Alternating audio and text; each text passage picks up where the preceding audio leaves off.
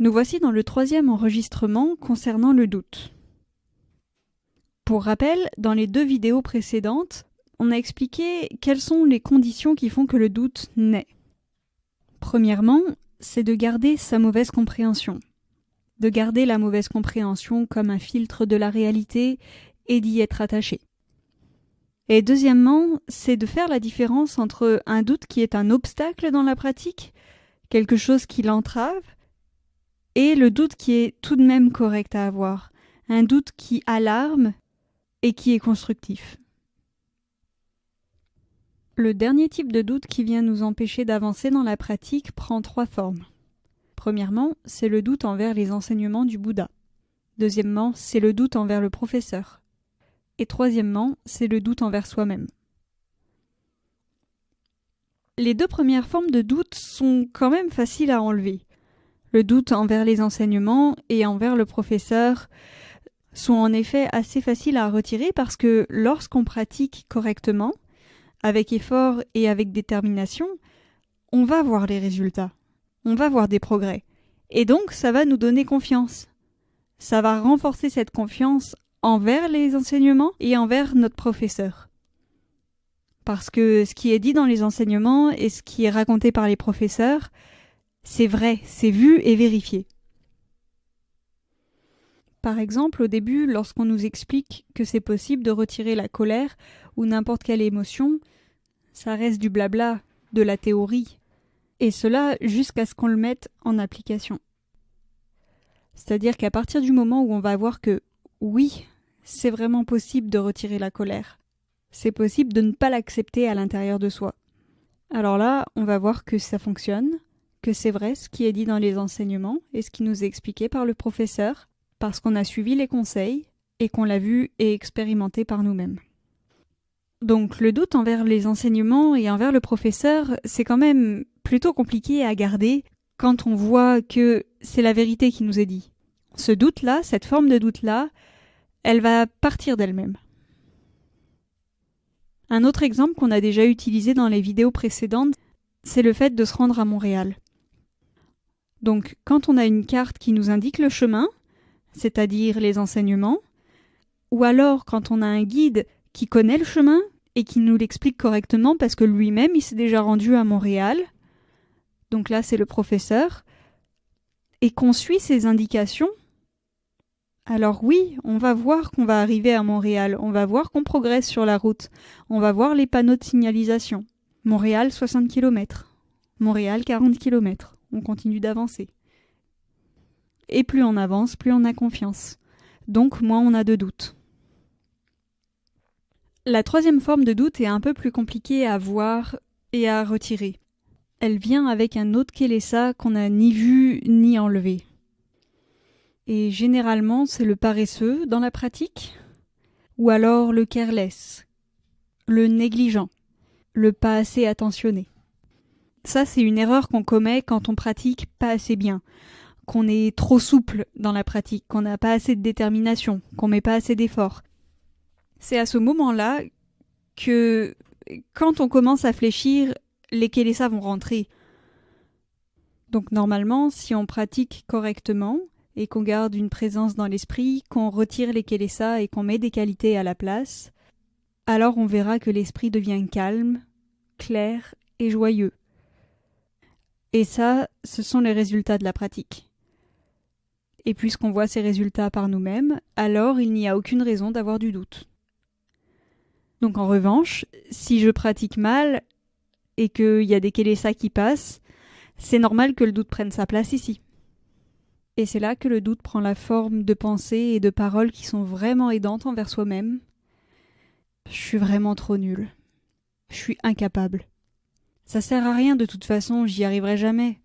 C'est inutile. Je suis vraiment trop bête. Alors attention, il y a quand même une différence à faire entre un kélesa qu'on laisse passer dans notre pratique comme le paresseux ou le négligent parce qu'à ce moment-là on met pas assez d'efforts et qu'on n'a pas assez de détermination, ou alors qu'on a encore une mauvaise compréhension, et le fait de briser l'un des 5 préceptes par exemple. Si jamais on en arrive à faire une telle action, ça revient à jeter tous nos efforts à la poubelle. Donc après, il existe quand même plusieurs trucs qu'on peut utiliser pour s'aider quand on est bloqué par rapport au doute envers soi-même. Premièrement, on peut utiliser l'esprit d'analyse. Prendre du recul pour vérifier à quel point on a progressé. Voir les choses qu'on a compris plus profondément. Un bon exemple pour ça, c'est celui du village et de la montagne. C'est comme si on était un villageois et que la seule chose qu'on connaissait, c'est notre petit village au fond de la vallée. On connaît chacune des rues, on connaît chacune des maisons, on connaît chacune des personnes, on connaît les formes des montagnes autour de nous, mais on n'y a jamais été, ça c'est beaucoup trop loin. On préfère nos habitudes et notre zone de confort. Mais là, quand on commence à pratiquer, ça veut dire qu'on commence à prendre de la hauteur. On va sortir du village, on va laisser derrière nous nos habitudes et on va commencer à emprunter un chemin qui a pour direction le sommet de la montagne. Alors, au début, c'est difficile. C'est un vrai effort. On n'a jamais fait ça d'escalader une montagne, de prendre de la hauteur comme ça. Mais il faut y mettre les efforts. Il faut pas lâcher. Alors à ce moment-là, si on se retourne et qu'on regarde en arrière notre petit village et nos anciennes habitudes, on peut voir à quel point on a changé. On peut voir d'où on vient et voir quel chemin on a emprunté pour en arriver là où on en est maintenant. Donc ça, c'était le premier point par rapport à l'esprit d'analyse. Le deuxième point qui peut nous aider à avancer lorsqu'on est pris avec du doute envers soi-même, c'est de se dire que on n'a aucun retour en arrière possible. Ça, c'est possible si notre but est clair et qu'on n'a aucune autre option que d'atteindre le sommet de la montagne dont on vient de parler. Ou alors qu'on n'a aucune autre option que de pratiquer, de méditer, parce qu'on sait que c'est ça qui nous rend une personne meilleure. Un autre bon exemple que nous donne Ajahn, c'est celui de la construction d'un abri dans la forêt. Ce qui va faire la différence à la fin, c'est notre objectif. Pourquoi est-ce qu'on en est venu là, à construire cet abri ? Est-ce qu'on est là pour le fun ? Ou est-ce qu'on est là vraiment parce qu'on n'a plus le choix, pour la survie ? En fait, au début, la première personne comme la deuxième personne vont faire du mieux qu'elles peuvent pour construire leur abri.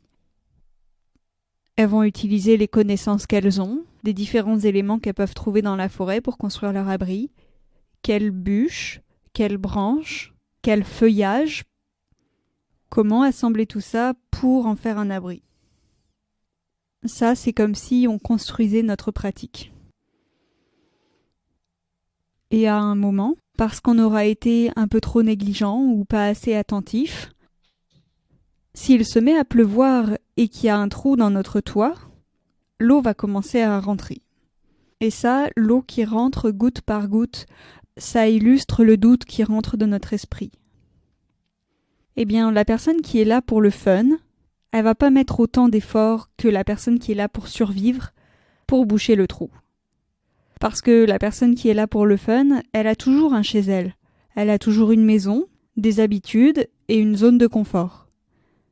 Elle va pouvoir retourner chez elle. Il y a un retour en arrière possible. Alors que la personne qui est là pour survivre, elle a vraiment pas le choix. C'est son seul abri, son seul refuge. Alors de toutes les manières possibles, elle va mettre des efforts et elle va chercher à combler ce trou, à le boucher parce qu'elle connaît les conséquences que peut avoir un petit trou comme ça dans son abri. Alors la personne qui est là pour survivre, parce qu'elle n'a pas le choix, ne va pas perdre du temps à se poser la question si ça vaut vraiment la peine ou pas de reboucher ce trou.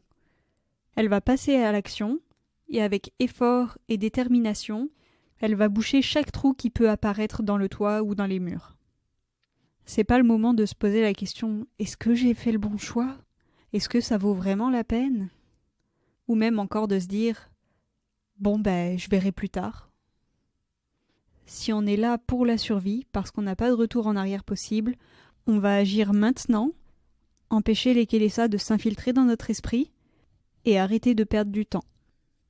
Finalement, pour donner un dernier exemple, celui de se rendre à Montréal, c'est comme si on n'avait ni voiture ni vélo pour s'y rendre, mais que, puisque notre but est clair et qu'on est déterminé à y aller, on va pas perdre de temps à se poser la question si ça vaut vraiment la peine d'y aller. Non, on va trouver une autre manière et on va s'y rendre à pied. Donc, en résumé et en conclusion, il faut savoir utiliser premièrement l'esprit d'analyse pour voir si on a progressé, si on a changé. Et deuxièmement, il faut développer une forte détermination et une renonciation qui vont nous pousser à aller de l'avant. Car à ce moment-là, aucun retour en arrière n'est possible.